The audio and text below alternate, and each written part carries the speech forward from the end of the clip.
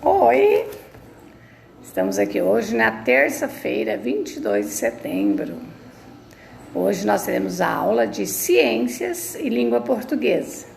Então vamos providenciar nossas apostilas de Ciências e Língua Portuguesa. Então aqui a nossa apostila de Ciências, vamos pegar na página 82, vamos estudar o capítulo 4, Misturas em Nosso Cotidiano. O que será que são essas misturas? Então vamos lá, página 82, todos providenciando a apostila.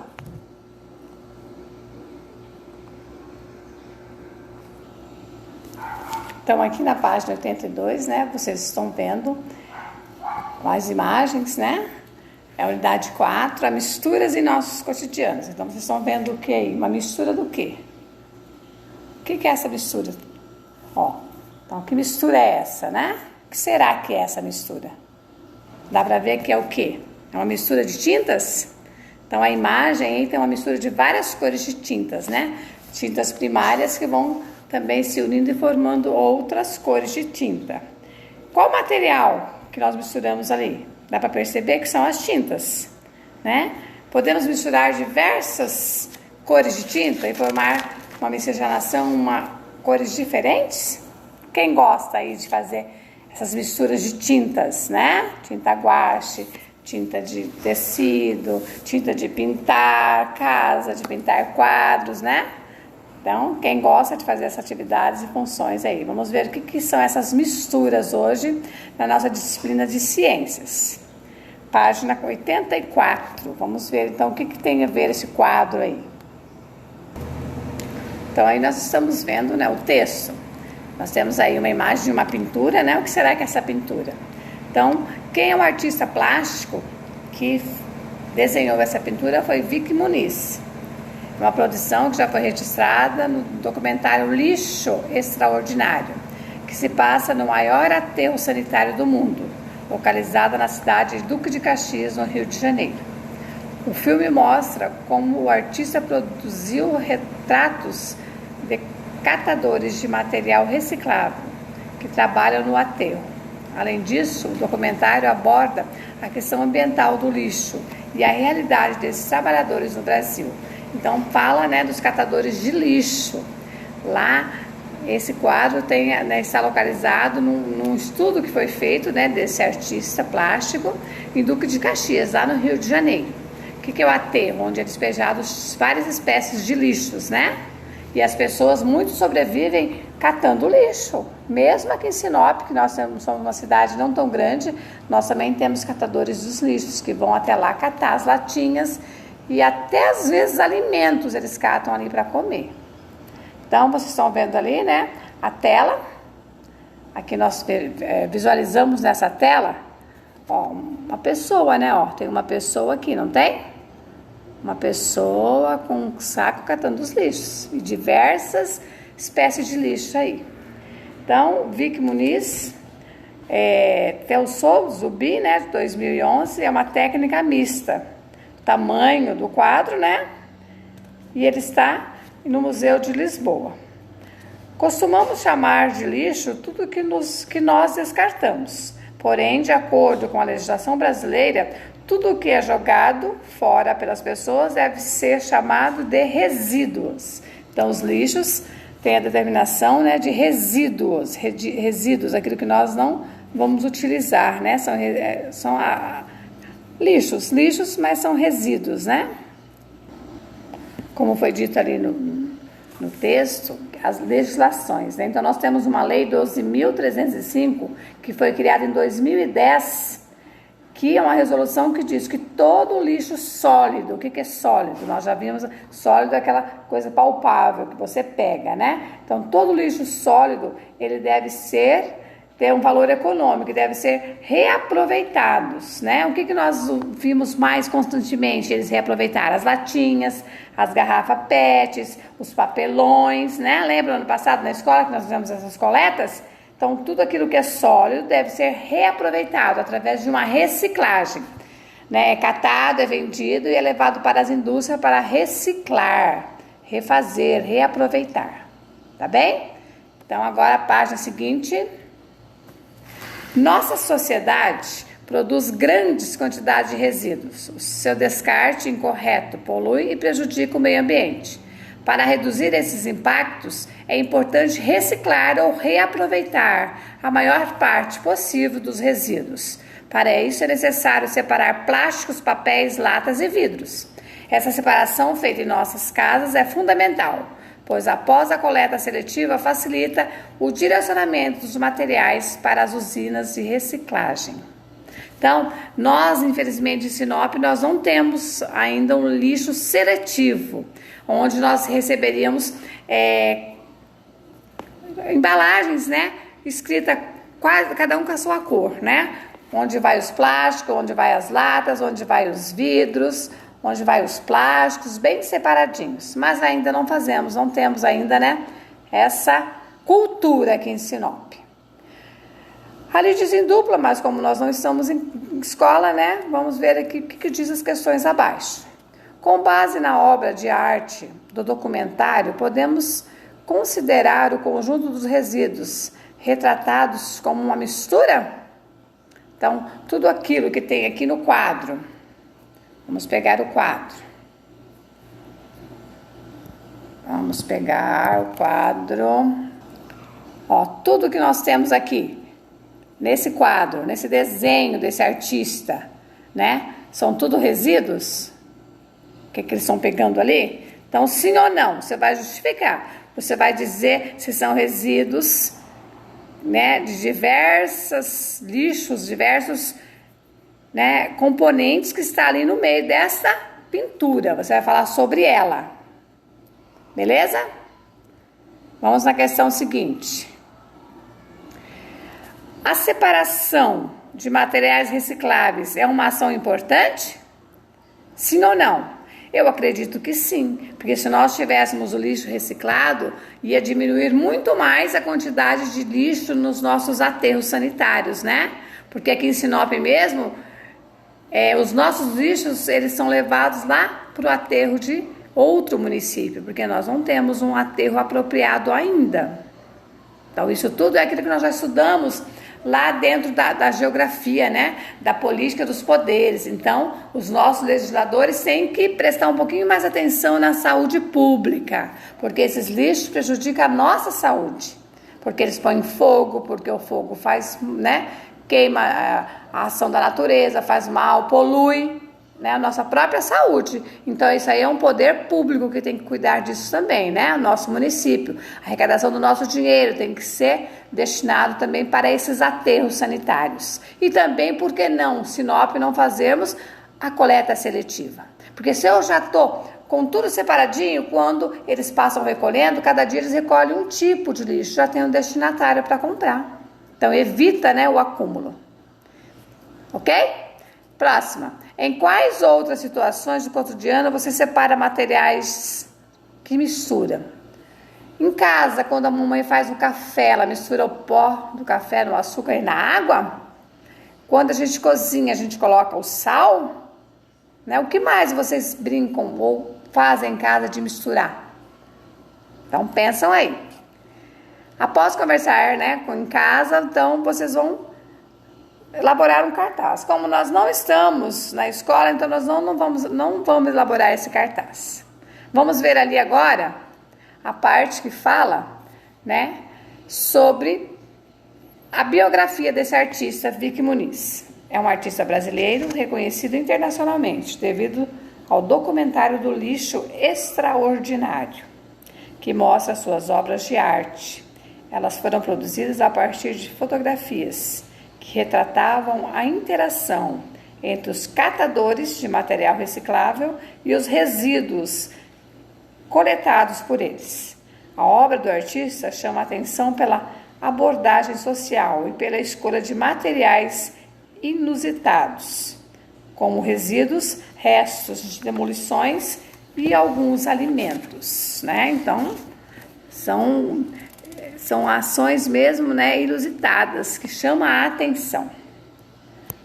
Página seguinte, 86. Misturas. Então, vamos ver o que é essa mistura que tanto o autor fala aqui para nós. A maioria dos objetos e elementos da natureza que conhecemos é resultado de uma mistura de 2 ou mais componentes. O ar que respiramos, por exemplo, é uma mistura de oxigênio com nitrogênio. Então, há uma mistura até no ar que nós respiramos. Então, há mistura em diversas posições e ações da nossa vida, né? A água do mar é constituída de água, sais e outras substâncias. Então, o mar também, né? Tem a água, sais minerais. O solo apresenta rochas e areia em sua composição, né? Então, dentro do solo também há componentes de mistura. Em nosso dia a dia, para se obter uma mistura, basta combinar 2 ou mais materiais. Fica saindo da minha folha. 2 ou mais materiais. Dessa forma, o soro fisiológico caseiro é feito de açúcar, água, açúcar e sal. É um exemplo de mistura, assim como a salada feita de vários tipos de fruta. Então, são misturas. Então, o soro caseiro, né, que ele está mostrando nesse copo aí, tem muitos pais que fazem, mães que fazem quando a criança está com diarreia, com vômito, né, para hidratar. Então, é um percentual de água, de açúcar e de sal, que é o soro caseiro. E aí, do lado, uma bela travessa de frutas variadas, né, que quando nós depositamos tudo junto, também é uma mistura saborosa, né, de frutas. Observando a imagem do soro caseiro, verificamos que ele tem aspecto uniforme e as mesmas características em toda a sua extensão. Como qualquer parte dele possui o mesmo aspecto, não conseguimos ver a separação entre os seus componentes. Isso significa que esse tipo de mistura apresenta uma única fase e, portanto, é classificada como homogênea. Então, você mistura o açúcar e o sal na água, ela se mistura com a água, fica só a base de água, né? Você não vê ali dentro, você não enxerga ali o açúcar e o sal. É uma mistura homogênea. A salada de fruta, por outro lado, possui partes com aparências distintas, ou seja, é possível observar os componentes que constituem essa sobremesa. Toda mistura que apresenta mais de uma fase com características diferentes é chamada mistura heterogênea. Então, heterogênea é aquilo que você está enxergando, você está vendo o que tem na salada de fruta, se é uva, se é morango, se é banana, se é abacaxi, se é mamão, né? Enquanto no soro, não. O soro, ele misturou, ficou todo dissolvido na água. Então, o soro tem um exemplo de mistura homogênea, que se torna um só, e a salada de fruta é heterogênea, porque você visualiza, ela não fica numa cor só, num tom só, e numa massa só, porque ela é uma salada de fruta. Outro exemplo de mistura heterogênea é o leite. Aparentemente ele é homogêneo, mas quando observado com um microscópio, é possível perceber que ele possui mais de uma fase. Então, o leite, vamos para a próxima página, orientativo do leite. Os glóbulos de gorduras do leite foram coloridos artificialmente de rosa na imagem obtida por microscópio. Então, você vê, o microscópio está fazendo a ação ali, né? Então, dentro do leite dá para se separar a parte da gordura. É que quem ferve o leite em casa vê que fica uma camada de gordura depois que ele ferve. Geralmente quem usa de caixinha então não apresenta isso aí, mas ele também tem a parte de gordura do leite. Assim, misturas homogêneas possuem somente uma fase de misturas heterogêneas. Apresentam 2 ou mais fases. Fase, portanto, é a porção de uma amostra de matéria com as mesmas características. Cada fase de uma mistura pode se apresentar-se contínua ou dividida em várias partes. Veja a mistura heterogênea. A seguir, ela apresenta 3 fases: o óleo, a água e a areia. Então, a experiência aqui embaixo. Então, é uma mistura heterogênea. Por quê? Porque aqui foi colocado, ó, dentro desse recipiente aqui, a areia, a água e o óleo. Eles se separaram. Então, eles não se misturam. Então, é uma mistura heterogênea, que dá para você ver a separação das camadas. Solução. Toda mistura homogênea possui uma única fase e é chamada de solução. Um exemplo foi o soro, formado pela água, o sal e o açúcar. Então, ao preparar, dissolver se tornou um só. Então, o que é a palavra dissolver? É a origem da solução misturada, né? Onde só da água, do açúcar e do sal, nós só visualizamos a água. Então, é uma mistura homogênea. Vamos para a próxima folha. Na página 88, nós temos: em uma solução, o material capaz de dissolver outro é o chamado solvente. Já aquele que é dissolvido recebe o nome de soluto. Dessa forma, a água do soro é o solvente que dissolveu, enquanto o sal e a água são solutos. O solvente de uma solução sempre se encontra em mais quantidade que o soluto.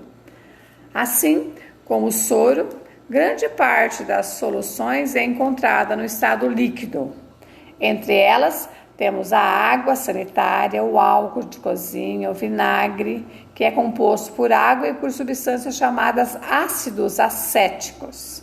Então, os componentes ali, né, que ele está colocando da água sanitária, a gente faz a lavagem de roupas claras, né, de banheiros, o álcool que nós utilizamos em casa, e o vinagre, né, que nós temos o vinagre de maçã, vinagre de limão e outras variedades. Então, esse ácido acético. Mas as soluções não são apenas aquelas misturadas que se apresentam no estado líquido. Elas também podem ser encontradas nas formas gasosa ou sólida. Os gases presentes nos cilindros usados por mergulhadores, por exemplo, formam uma solução gasosa. Então, ali nós temos um equipamento, né, de mergulho. Vamos lá. Equipamento de mergulho, né? Então, aqui nesse equipamento tem os gases. Então, essa mistura de oxigênio com nitrogênio dentro desse cilindro, né? Desse cilindro aqui, ó, como se fosse uma peça, né, única aqui, 1 litro fechado, onde está depositado o cilindro para a respiração do mergulhador. Muitas misturas de metais, também chamadas de ligas metálicas, são soluções sólidas, como é o caso do latão, usado para confeccionar encanamentos. Então, ali os latões, né, da solução do sólido dos metais, que é feito de cobre ou de zinco. Então, tudo é uma mistura, né? Mistura de vários componentes para chegar naquilo do resultado. Agora, vamos para a página 89. Você sabia que a água mineral é um exemplo de solução constituída por vários componentes? Ela é formada na natureza e é rica em minerais. Nessa solução, a água atua como solvente e os minerais como solutos. Veja a seguir a composição de uma garrafa de água mineral. Alguém já tomou água mineral? As crianças dizem que é água que tem bolinhas, né? Que ela tem um gás. Então, você viu ali, na solução a água é um solvente e os minerais são soluto, que formam as composições. Então, vamos ver os componentes ali de uma água mineral. Ela vai bicarbonato, vai cloreto, vai potássio, vai sódio, magnésio, cálcio, nitrato, sulfato e fluoreto. Fluoreto, né? Então, vocês veem que é a composição que nós temos numa água com gás. Ela não é água pura, ela tem todos esses componentes aí, né? Que alguns são solventes e outros são solutos. Então, vamos lá, continuamos. Processos de separação de misturas. Então, gente, tudo isso é para ver quais são as misturas, que muito das nossas alimentações nós utilizamos essas misturas. Umas são homogêneas, que tornam-se um só, e outras são heterogêneas. Esse é o nosso objetivo aqui de aprendizagem. Em muitas situações do nosso cotidiano, precisamos separar os componentes de uma mistura para obter somente um deles. Essa necessidade também existe em processos de indústrias e laboratórios. A escolha dos melhores métodos para a separação de misturas deve levar em consideração as características de cada um dos seus componentes. Vamos ver a seguir o exemplo de métodos que permitem separar algumas misturas heterogêneas de homogêneas. Então, vamos lá, né? Vamos visualizar isso aqui. Então, aqui nós temos catação. O que é a catação? É usada na separação de misturas heterogêneas, formada por sólidos. Nela, os sólidos são separados com as próprias mãos de alguns instrumentos, como pinças. É um processo simples, realizado quando as fases da mistura possuem tamanhos suficientemente grandes para que sejam separados manualmente. Em nosso dia a dia, a catação é usada quando separamos as impurezas do feijão, do arroz, do café. Ela também pode ser utilizada na agricultura, quando os melhores frutos e legumes são separados, como por um exemplo, né? Aqui nós temos aqui, né, na mão, nesse nosso desenho aqui, né, nós temos aqui os grãos, né? Então ele está separando os grãos. Então a agricultura separando sua colheita de café orgânico, amarelo e vermelhos. Então você vê até o café tem os componentes separados quando os grãos estão vermelhos e quando os grãos estão amarelos. É uma catação e uma separação. Separação magnética. A separação magnética é usada para separar um ou outros componentes de uma mistura heterogênea, formada somente por sólidos. Para que a separação ocorra, pelo menos um dos componentes deve ser atraído por um ímã. Esse método pode ser utilizado na separação de componentes recicláveis de metal, presentes nos resíduos aos quais estão misturados. Então, nós estamos visualizando aqui nessa figura, é uma máquina que está separando os resíduos. Peças metálicas dos resíduos podem ser removidas por separação magnética. O que é a magnética? Essa máquina que está ali separando os metais, está recolhendo, no meio de todos os resíduos ali, os metais. Aqui em cima é manual, né? Ó. Aqui em cima, ó, o nosso serviço de catação e separação é manual. Aqui é por máquinas, tá? Ok? Filtração. Então vamos ver que filtração aqui, o que ele vai dar de exemplo para nós aqui, o coadorzinho de café. Filtração é usada para separar misturas heterogêneas, formada por sólidos e líquidos. Na filtração, quando a mistura passa por um filtro, o sólido fica retido e o líquido atravessa. Esse método pode ser empregado em situações do dia a dia, como no preparo do nosso café ou em processos laboratoriais. Observe os exemplos a seguir. Então, na primeira figura ali, nós temos uma cafeteirinha, né? Então, aqui, eles estão coando o café, passando o café. O sólido ficou aqui e o líquido veio para cá, que é o café. Aqui no laboratório, eles também estão fazendo a coleta, né, do material ali, separando o líquido do sólido. Então, é filtração, passa por um filtro, né? Por um filtro para chegar no resultado. Vamos ver a peneiração. A peneira todo mundo conhece em casa. Quando a gente faz o suco de laranja, separa a semente do limão, né? Do maracujá. Então, vamos ver o que é a peneiração. A peneiração é um processo utilizado quando os componentes sólidos da mistura heterogênea apresentam grãos de tamanhos diferentes entre si. Nesse método da separação, a mistura é sujeita a uma agitação em uma malha de peneira. Os grãos maiores ficam presos na malha e os menores atravessam por ela. Então, é peneirar, né? É utilizar um dos processos de separação. Também é bem comum vocês verem isso em casa. Na próxima página, métodos de separação, né? Vamos ver aqui uma ação de estudo de família. Estão presentes em nosso dia a dia. Converse com suas famílias sobre o momento em que vocês utilizam filtros e peneiras. Anote pelo menos 2 situações diferentes em que esses objetos são empregados e compare do que são feitos, como são utilizados e suas aplicações. Com base em suas anotações, você diria que é importante ter filtro e peneira em nossas casas? Sim ou não? Por quê? Então aqui vocês vão chamar a mamãe, né? Ou a titia, a vovó, o papai, e vão ver quais desses você utiliza em casa. Vocês com café? Vocês com o chá? Vocês passam na peneira o suco, o chá? Então coloca aqui e diz se vocês utilizam ou não em casa e por que é importante.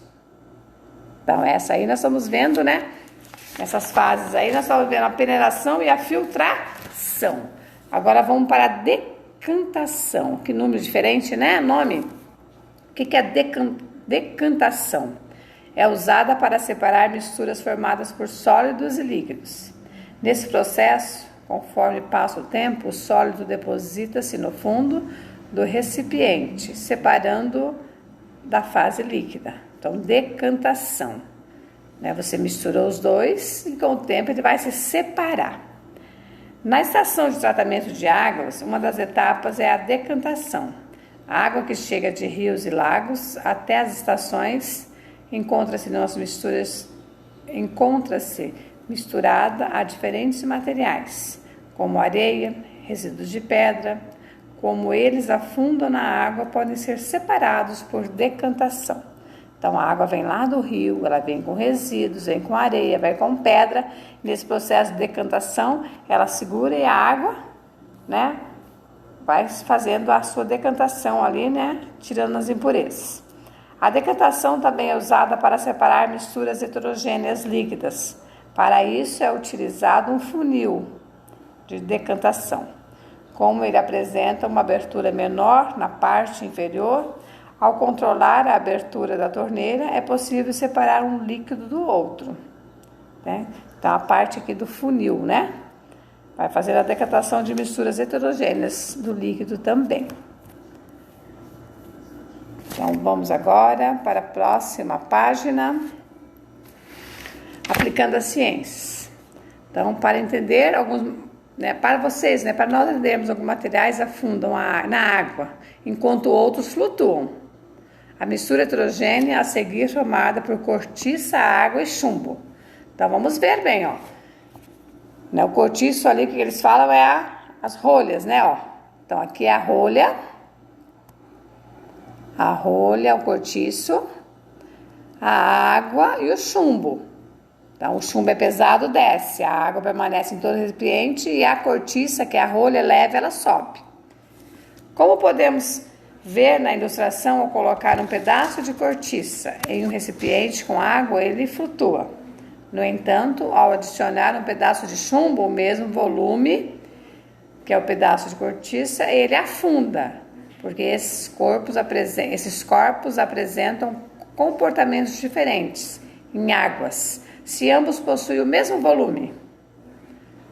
Os cientistas verificaram que esses componentes são decorrentes de uma propriedade chamada densidade. Então, é um ato, uma ação ali da densidade. Os dois têm a mesma proporção de volume, de tamanho, mas a densidade é diferente, Todo material possui uma densidade específica, que pode ser calculada dividindo sua massa pelo seu volume.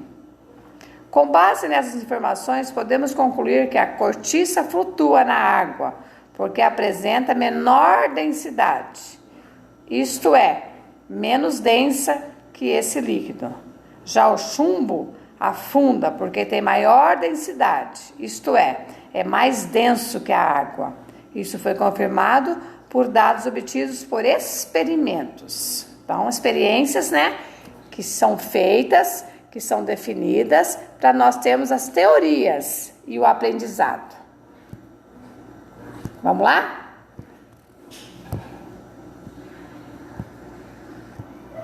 Último parágrafo dessa folha. A separação de misturas heterogêneas, mais de uma mistura, de líquidos realizada por meio de um funil de decantação é utilizado quando os líquidos apresentam densidades diferentes. O líquido que apresenta maior densidade decanta no fundo do funil, podendo ser escoada e retirada da mistura. Então, a parte ali, do que é a decantação, é a separação, das ações da densidade, do peso do chumbo para cortiço, Então, há uma projeção ali, uma projeção que a ciência explica, Através desses experimentos aí das separações. Na página 94, você sabia Em laboratórios, as centrífugas são equipamentos utilizados para acelerar o processo de decantação. O sangue, por exemplo, é formado por partículas misturadas à água e para examiná-lo é necessário decantá-las. Dessa forma, o movimento de rotação da centrífuga faz com que as partículas da amostra de sangue sejam depositadas mais rapidamente no fundo do recipiente. Então, observe a seguir os aspectos de algumas amostras de sangue humana, antes e depois da centrifugação. Então, olha bem, né? Centrifugam ali. Então, nós temos aqui nesses vidrinhos, né? Os vidrinhos aqui, as coletas, né? As amostras do sangue. E aqui o sangue sendo já decantado, né? Pela centrífuga. Então, ele passa ali, né, e vai fazendo a separação aqui do sangue, né, dos nossos glóbulos sangue.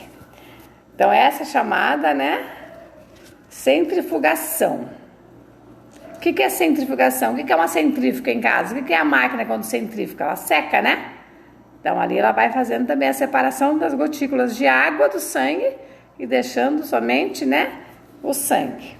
Vamos para mais uma parte da mistura, né, da parte da evolução.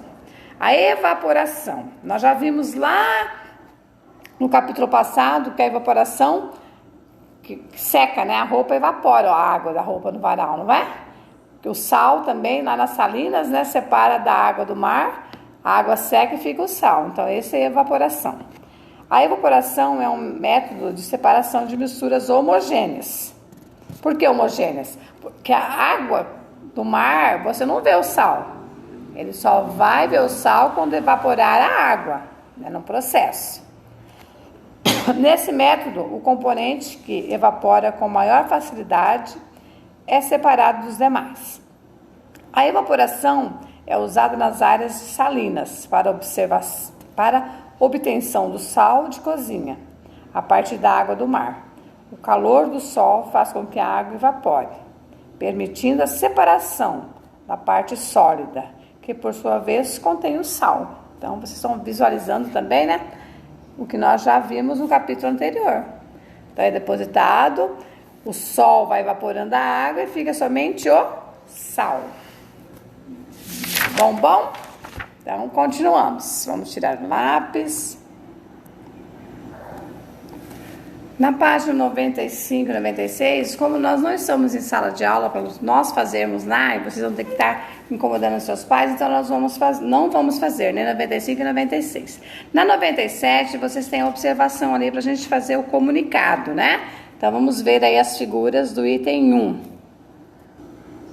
Então, vamos ver a figura 1 aí. Nós temos um leite macchiato, né? Que é uma composição que é feita na máquina, lá um café específico, onde vai o café e o leite.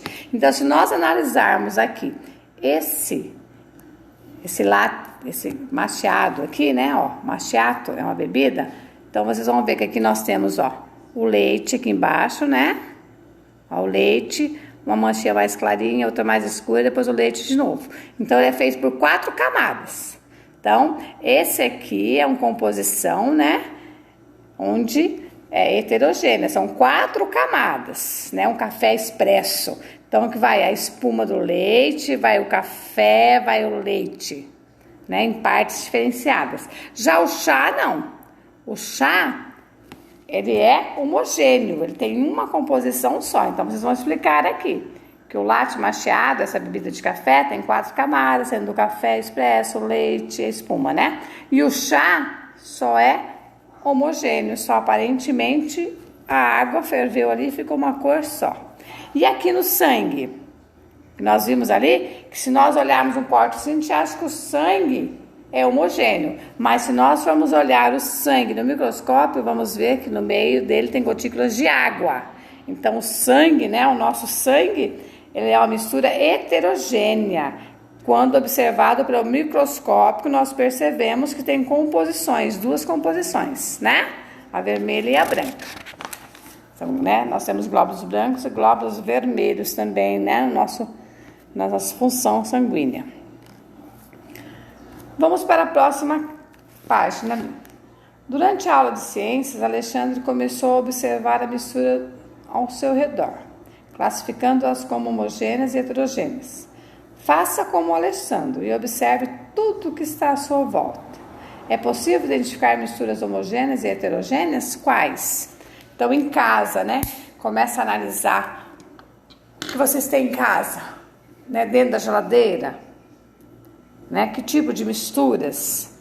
Vê o que vocês têm mais aí, algum tipo de enfeite que a mãe tenha, que tenha mais, né? Alguma decoração. Vê o que vocês têm em casa aí de forma diferenciada. Essa 3 aí é pessoal.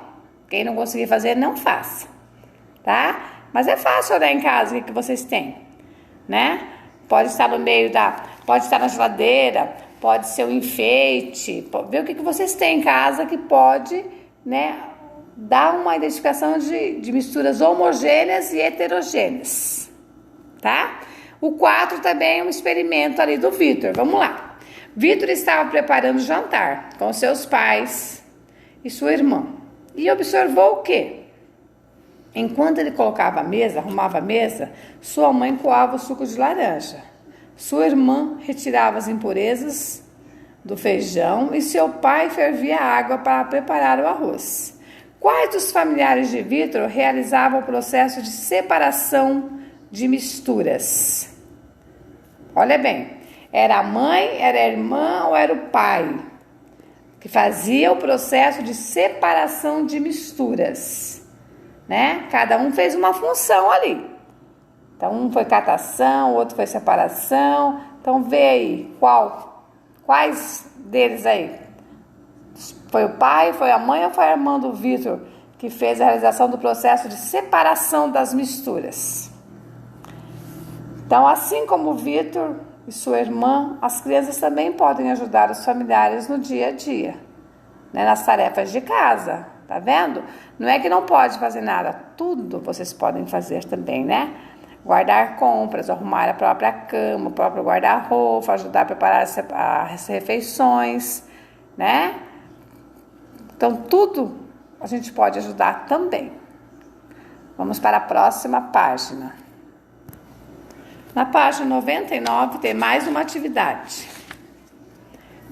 Em um dia ensolarado, Bruna decidiu preparar um suco gelado para se refrescar.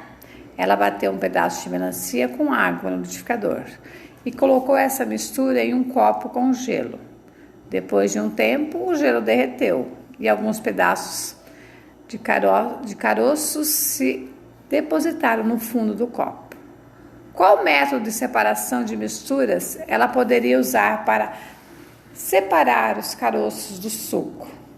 Ela faria catação, a filtração, a decantação ou a vaporização? Tá fácil, hein? Muito fácil. A 6. Encontre no caça-palavras a seguir o processo de separação das misturas, que podem ser usadas para separar a água da areia. Então, qual que é o processo que separa a água da areia? Então, vamos procurar aqui dentro. Né? Vocês vão ver qual que é o processo de separar a água da areia e vão procurar aqui as duas partes ali, que são 2 processos.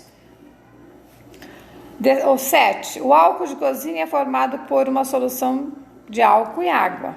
Se considerarmos 100 ml dessa solução, teremos 96 ml de álcool e 4 ml de água.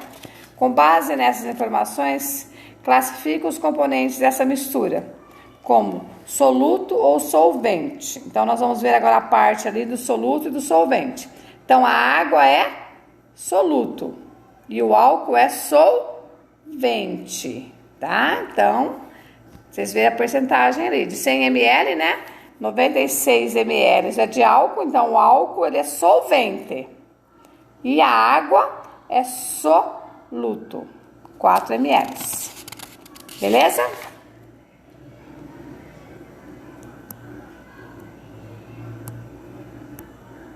Continuamos aqui na página 100, com mais experimentos, com mais análises. Em um laboratório, um estudante decidiu utilizar um ímã para separar algumas estruturas de ferro que estavam misturadas a uma porção de sal. Veja a ilustração a seguir o que aconteceu. Então, olha bem, o ímã está fazendo o mesmo processo daquela máquina que puxava os metais, né? Então, está separando aqui essas impurezas, né? Com base na imagem e nos seus conhecimentos sobre o assunto, a decisão do estudante foi acertada? Justifique a sua resposta. Sim, foi acertada, porque os pedaços de ferro foram atraídos pelo ímã, separando do sal. E 9. Indique qual das misturas a seguir podem ser separadas por evaporação. É a peça metálica, o bronze, o zinco? Será que vai ser? Vai evaporar? A solução de água e de sal? O ar da atmosfera ou a água mineral? Então, qual desses aqui, em exemplos ali em cima, é a evaporação? Olha bem, pensa bem.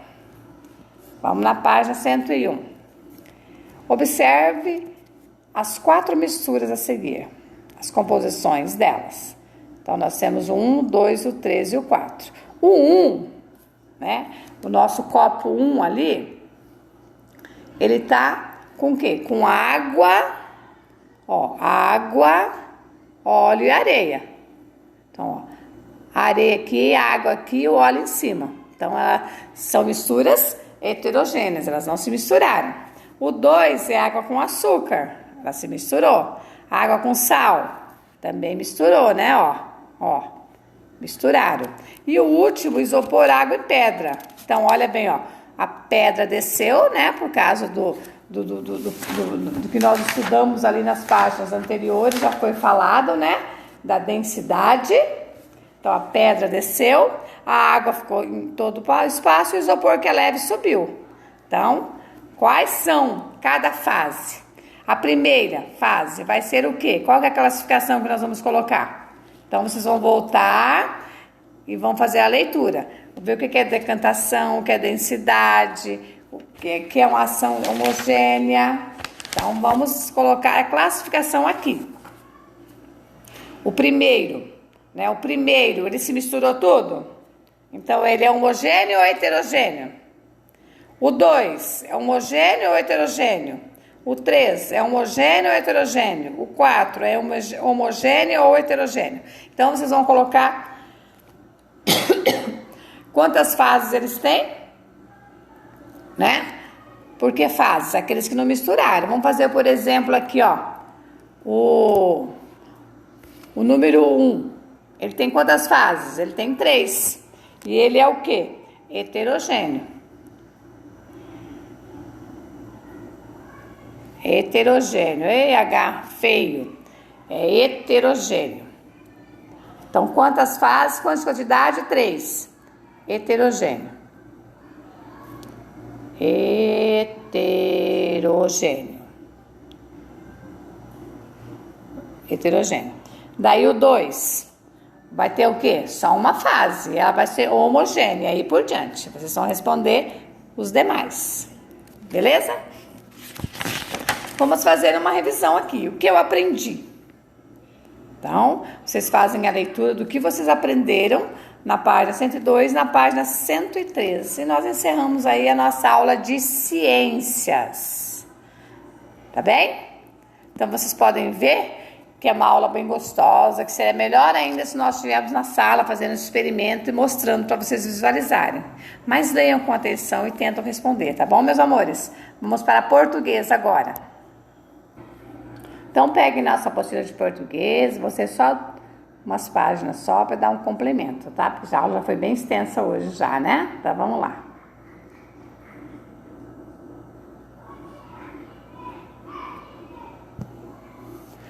Então, português, a aula de ciência foi extensa. Português, vocês vão ler esse texto da gramática aí, que vai mostrar alguma coisa referente na ação da produção ali, da produção do texto.